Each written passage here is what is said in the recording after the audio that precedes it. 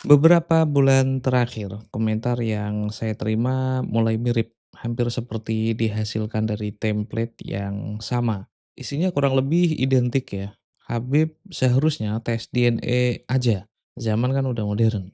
Ada cara yang lebih ilmiah dan lebih empiris, yaitu tes DNA. Argumen ini akhirnya semakin spesifik karena mereka bilang keluarga kerajaan Yordania hasil haplogrup-nya kan C1.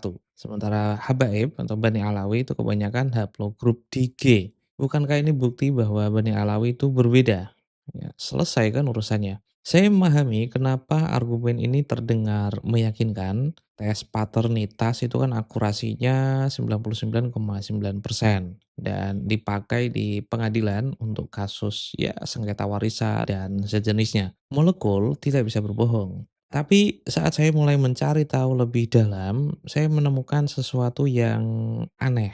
Nadia Abu El-Hajj, profesor antropologi di Columbia University, menulis sesuatu yang bagi saya cukup penting untuk saya sampaikan. Data genetik manusia itu tidak bisa berdiri sendiri. Data itu membutuhkan asumsi sejarah yang mendalam untuk diinterpretasikan atau ditafsiri. Maksudnya begini, untuk menentukan profil genetik Bani Hashim, ilmuwan itu kan harus terlebih dahulu memutuskan siapa yang dianggap Arab Hashimi yang paling murni. Dan ini dicapai untuk menjadi sampel pembanding. Keputusan itu kan bergantung pada asumsi sejarah terlebih dahulu, bukan data objektif genetika. Dan ini yang cukup berbahaya. Ada sirkularitas logika atau daur wattasalsul. Tradisi lisan digunakan untuk mencari penanda genetik tertentu. Ketika penanda itu ditemukan, ia digunakan untuk membuktikan tradisi lisan tersebut. Ini kan namanya logika melingkar. Kimberly Tolbier, profesor University of Alberta, menemukan hal yang sama tentang penelitiannya tentang suku asli Amerika. Tes Ancestry DNA itu kan bekerja dengan membandingkan DNA Anda dengan database sampel dari orang-orang yang hidup di masa sekarang. Jadi bukan dengan DNA leluhur yang sudah mati 1400 tahun yang lalu. Yang dijadikan standar adalah populasi modern yang dianggap murni sekarang.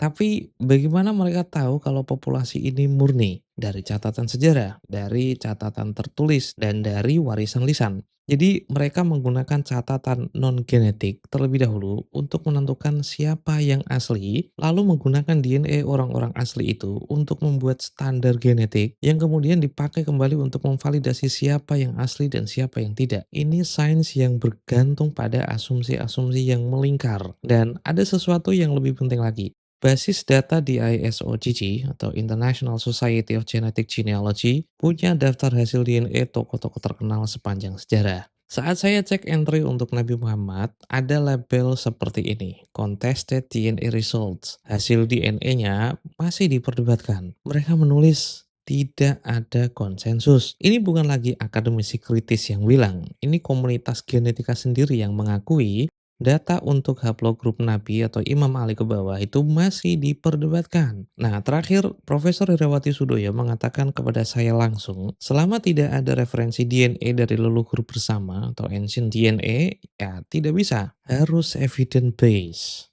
Selama kunci ini tidak diberikan, maka tidak ada yang definitif. Iza warodal ihtimal sakoto bihil istidlal. Saya tidak mengatakan tes DNA itu tidak berguna, kawan-kawan. Saya cuma mengatakan tes DNA bukanlah alat yang cocok untuk menjawab pertanyaan ini. DNA itu tidak bisa membaca 40 generasi sejarah tanpa asumsi historis yang disepakati terlebih dahulu. Dan yang paling penting, komunitas genetika sendiri itu mengakui tidak ada konsensus. Sementara seorang ahli ikan nila yang lagaknya itu kayak punya otoritas untuk membatalkan nasab berdasarkan data, bahkan komunitas genetika sendiri itu mengakui masih diperdebatkan, ya piye gitu.